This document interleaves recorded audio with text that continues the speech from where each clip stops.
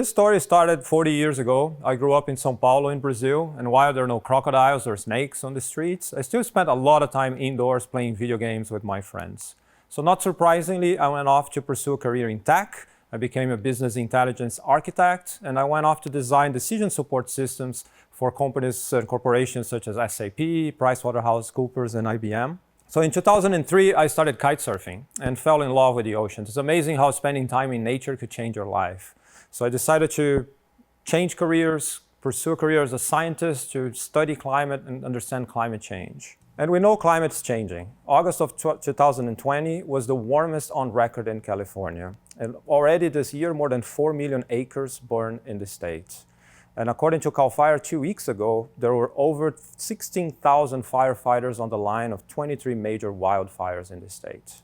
And our oceans are also changing. Sea levels are rising, sea level rise rates are increasing, intense storms are becoming more frequent and causing more damage to coastal communities. And today, the way we communicate these risks is using photos like this. It's usually a 2D top-down aerial view with some blue areas depicting potential flood risk. But it's really hard to relate to what's going on, and even if you're familiar with the location, it's hard to understand and really relate to those risks.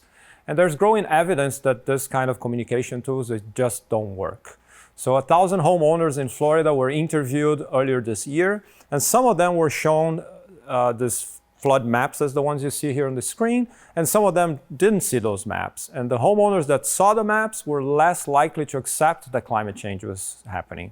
And starkly, across the political spectrum, the majority didn't think there was a risk to their property values from sea level rise. So we need better ways of communicating this. So I've been flying drones in my hometown of Santa Cruz and collecting these amazing images. And during one of these flights, I had this insight. Could we maybe capture these amazing images and make it a much more realistic communication tool so people can really understand some of these projected impacts in an immersive and interactive way? So from that idea, we developed this tool. It's called the Sea Level Rise Explorer. It's an immersive tool, it's interactive, it's in virtual reality, and then you have these amazing 3D models. You can see here the Cow Beach is one of the most iconic surfing spots in Santa Cruz, the Santa Cruz Boardwalk, and the neighborhood behind it, which also happens to be the poorest area in town and the most vulnerable to flooding.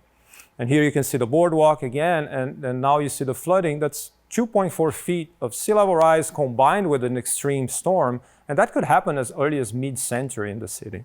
We also have this, as you see here, it's a 360 view, so you're flying on a blimp above town, and it's very realistic. And our first project was in Turner Station in Maryland. It's just outside of Baltimore. And this is a traditional African-American community. This is Fleming Park. You can see it's very low-lying, extremely vulnerable to sea level rise and coastal flooding. And when we started this project, it was really focused on revitalizing this park. It's called Fleming Park, to make it more resilient to sea level rise.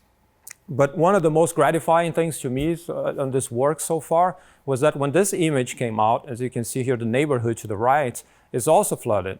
And it wasn't in the scope of the project to start with. It was really focused on the park.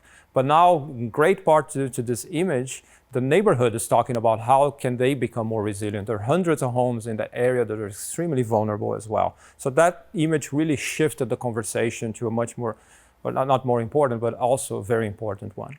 So our next project was in Long Beach in California, near Los Angeles, where when we started the project, again, these were the kind of images that were being used to communicate risks. Very hard to relate and understand what's happening. So we took our drones out there, captured these amazing images, and created this 3D model. It looks like a video, but it's really a model. You can take measures. It's really one of the best ones we got. And then one of the other great things about these techniques and looking at these animated images, as you can see here, the water is flooding from the top of the screen down, and that's the bay side. So even if you would build a giant seawall on the front of the beach to protect the houses, it wouldn't be effective against sea level rise impacts. So let me tell you a little bit of how we do this. We start by flying our drones in this search grid pattern over a coastal area. And using a process called photogrammetry, we develop this really detailed 3D models. They're very realistic, they look amazing, and you can even take measures on them. And then we fine-tune them to make them work inside a virtual reality experience. Another great thing that helps us to develop these products is really the combination of the skill sets in our team. You can see here on the screen on the top left, it's Paulo Salvatore. He's a VR guru. Just to give you an idea, Paulo was hired to teach at a college just 2 months after he graduated from the same college.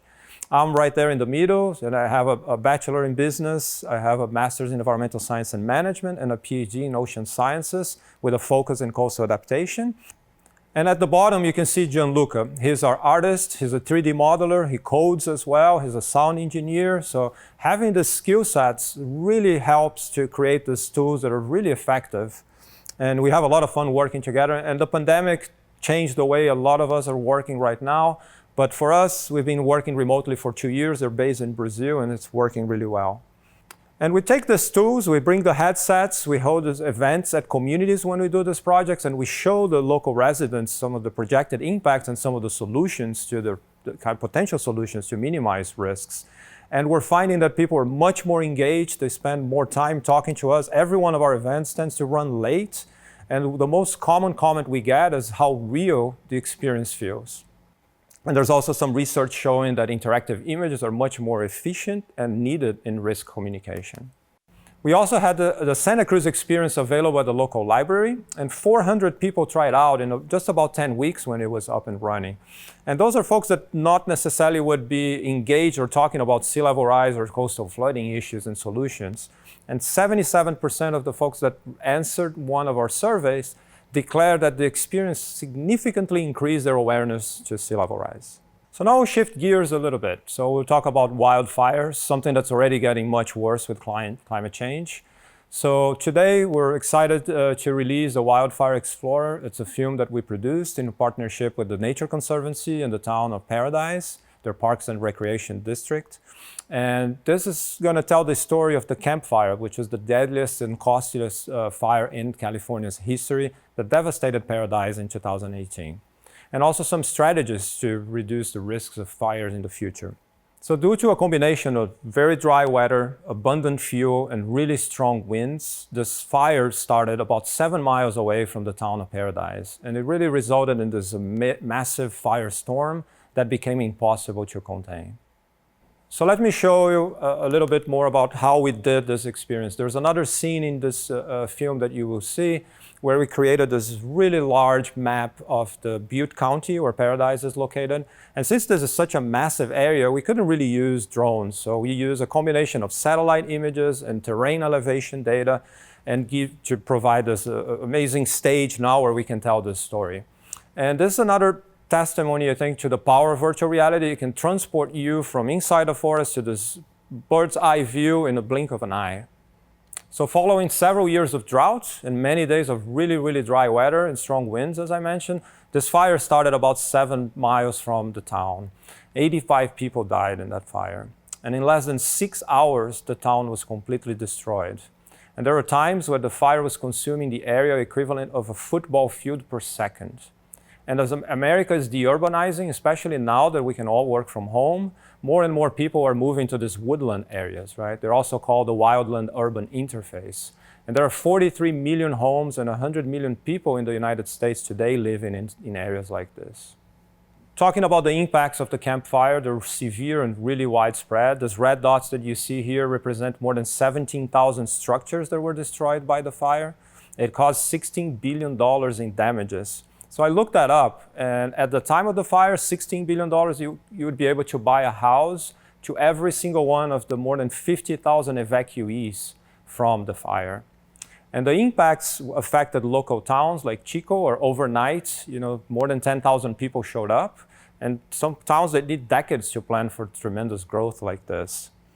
And impacts were also affecting other regions like Sacramento and even the Bay Area, where air quality was very bad for weeks after the fire, and impacting especially low-income communities of color and also kids and the elderly. So children had to be out of the school for about 3 weeks after the fires, and there was an uptick in ER visits for up to 3 months after the fire as well in the Bay Area. And in the film, you also see some of the solutions and some strategies to really reduce risks at locations like this. So there are things that could be done all the way from the community level to the individual home, where you could do things such as clearing space around the houses, using fireproof materials, Also connecting roads. So a lot of streets in town are dead-end streets, as you can see here on those red lines. So imagine trying to evacuate from this massive fire, smoke everywhere, there's this chaos, and then every other road is a dead-end street. So that really hindered the evacuation processes during the fire. And another strategy that's been looked at is this idea of maintaining a buffer around urban areas in these woodland towns to avoid the fires from the more dense areas to propagate into the town. And reimagining zoning, right? Perhaps we shouldn't rebuild every single house that was burned. Maybe there's a better way to plan for how we're going to deurbanize, the country in a safer way.